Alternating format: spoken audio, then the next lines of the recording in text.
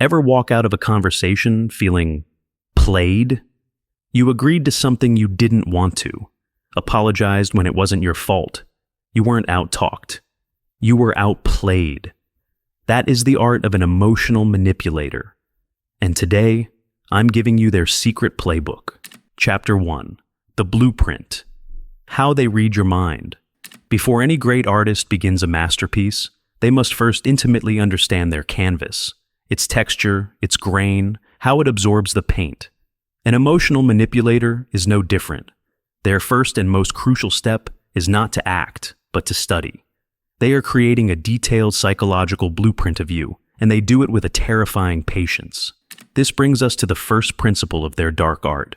Emotional manipulators are often masters of active listening and observation, not to connect with you, but to gather data. They pay meticulous attention to your insecurities, the dreams you only mention in a whisper, the values you hold most dear, the old wounds that never quite healed. And they store this information away like a squirrel hoarding nuts for a long, cold winter.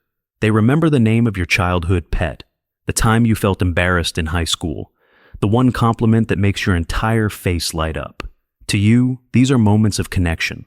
To them, they are entries in a database. But, and this is a critical distinction, imagine an expert locksmith who has been hired to crack a priceless, complex safe. They're not admiring the beautiful brass finish or the intricate design of the dial. They are on their knees, with their ear pressed against the cold metal, listening. They gently probe the lock, feeling for the faint click of every tumbler, the subtle resistance of every spring, the slightest internal imperfection. They are building a perfect three-dimensional map of its internal mechanism entirely by feel and sound. An emotional manipulator does the exact same thing to your personality. Your moments of vulnerability, where you share a fear or a hope, are not connection points. They are the tumblers clicking into place, giving them the data they need to map your psychological weak spots. You think you're sharing your soul. They know they're finding the combination. Therefore, they don't have to guess how to influence you later on. By the time they decide to make their move, they are not a stranger taking a wild shot in the dark. They are a master locksmith who already holds the exact combination required to unlock, control, and rearrange your emotional state at will. Chapter 2. The Artist's Tools. 3 Forbidden Techniques. Once the blueprint is complete and the artist knows their canvas better than it knows itself, they unroll their toolkit. These are not blunt instruments of coercion. They are fine-tipped brushes, specialized pigments, and clever framing devices designed to paint a new reality with you as the central figure, a reality in which their desires and your own seem to be one and the same. Let's examine the 3 primary tools from their playbook. The first is perhaps the most insidious: weaponized validation. This is the art of making you feel so perfectly and completely understood that you become addicted to their approval. A manipulator doesn't just agree with you or say, "I understand." No, they articulate your deepest, most confusing feelings even better than you can yourself. They give words to the vague anxieties and unspoken hopes swirling within you, creating an intoxicating bond of perceived intimacy. But this isn't the supportive validation of a friend. Imagine you've been wandering for days in a vast emotional desert, parched with the feeling of being misunderstood. Suddenly, someone appears and offers you a glass of water. It's the most perfect water you've ever tasted. Cool, crisp, and deeply satisfying. You feel an immense wave of relief and gratitude. What you don't realize is that this water has been laced with a subtle, highly addictive chemical. The next time you feel thirsty, regular water won't do. You will crave their specific water. This is what weaponized validation does. It quenches a deep thirst for understanding, but it simultaneously creates a desperate dependency on them as the sole source of that relief. Therefore, you begin to subconsciously outsource your own self-worth to them. You find yourself seeking their perspective before you've even fully formed your own, because only they seem to have the magic water that makes you feel sane and seen. They have made themselves essential. The second tool they reach for, especially when challenged, is the emotional smoke bomb. This is the art of strategic destabilization. When a manipulator is losing a logical argument, is about to be held accountable, or simply wants to seize control of a situation, they will expertly push a specific emotional button they identified while creating your blueprint. A button they know will make you feel intensely anxious, guilty, or insecure. But this isn't a normal, messy, emotional argument. Imagine you are playing a calm, cerebral game of chess. You are thinking several moves ahead. You've executed a brilliant strategy and have their king cornered. Checkmate is inevitable. In response, your opponent doesn't make a chess move. They stare you in the eye, and with a dead calm, they flip the entire wooden board into the air. The king, the queen, the pawns, they all go flying, scattering across the floor with a loud clatter. You are stunned, confused. Your brilliant strategy is now just a pile of wooden chaos. While you're on your hands and knees, trying to make sense of the mess, your opponent calmly resets the few remaining pieces, places their king in a safe spot, and says, "What is wrong with you? Why are you being so aggressive?" Therefore, the original point is completely lost. They have used a sudden, overwhelming emotional explosion to completely escape accountability. You're no longer discussing their mistake. You're now defending your own reaction to the chaos they created, leaving you feeling confused and guilty while they stand back, looking like the calm, stable victim. The third tool is the most deceptive, the empathy Trojan Horse. This is the dark art of hiding a purely selfish request inside a beautiful, handcrafted gift of perfect understanding and care. They frame what they want from you as something that is actually for you, using their deep knowledge of your values and goals to trick you into acting against your own best interests. But this isn't just simple flattery. Imagine you receive a large, beautifully wrapped gift from someone. You open it to find a high-end luxury self-care kit. It's filled with scented candles, expensive face masks, soothing teas, and a card that reads, "You've been so stressed lately, you deserve to relax and put yourself first." You feel incredibly cared for, but buried deep at the bottom of the box, underneath layers of crinkle-cut paper, is a small, dense, legally binding contract that gives them power of attorney over your finances. You were so dazzled and disarmed by the gift of care that you never thought to check the contents for a hidden agenda. The gift itself was the camouflage. Therefore, they make you an active and willing participant in your own manipulation. You sign the contract, you give them what they want, all while believing you are engaging in a healthy act of self-care that they so thoughtfully recommended. It's the perfect crime because the victim helps them carry the loot out the front door. Chapter 3. The Masterpiece. A Case Study in Deception. Theory and definitions are one thing, but to truly understand the artist, you must watch them paint. Let's observe a masterpiece of manipulation in a simple, quiet, and chillingly common scenario. Meet Ben. Ben is creative and passionate, but carries a deep-seated fear of failure. He has a brilliant idea for a personal project, a podcast he's wanted to start for years. He shares his excitement with his close friend, Alex. Phase 1 begins. The blueprint.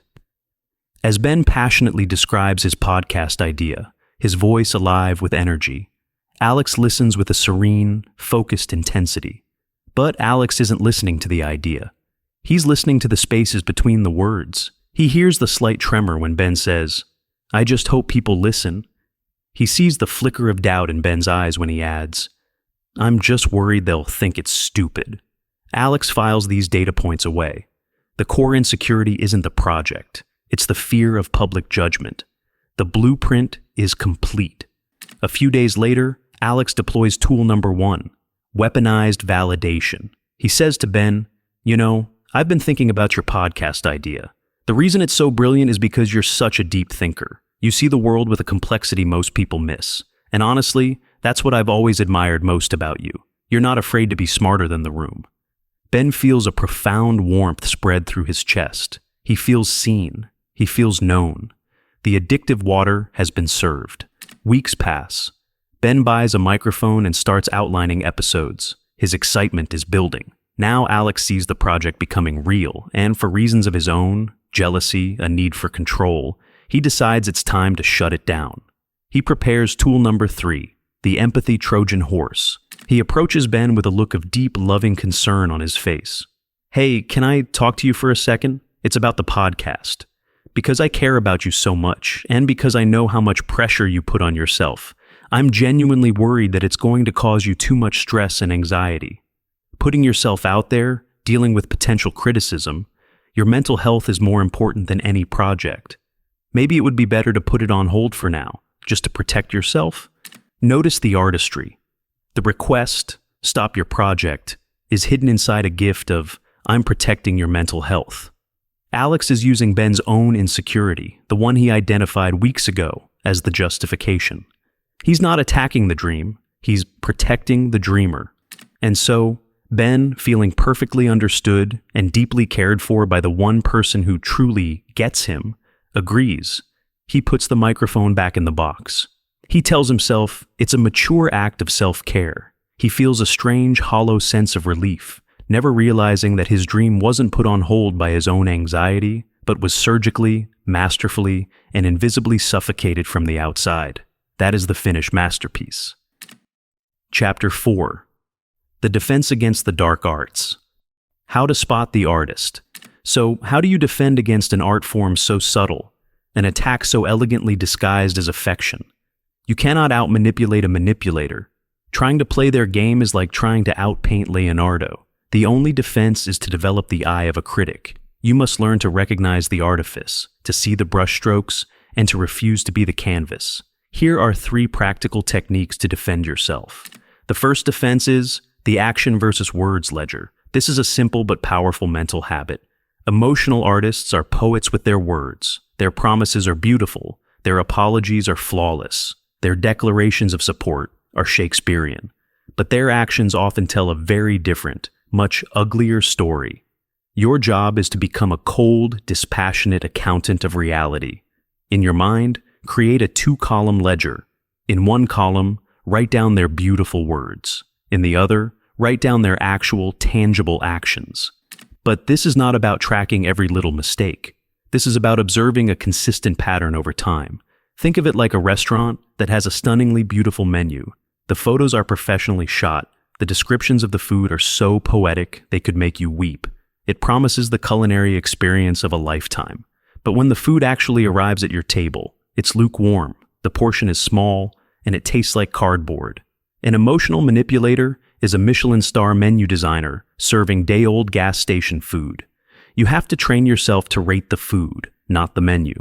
Therefore, when a massive undeniable gap appears between the words column and the actions column, time and time again, you have objective data.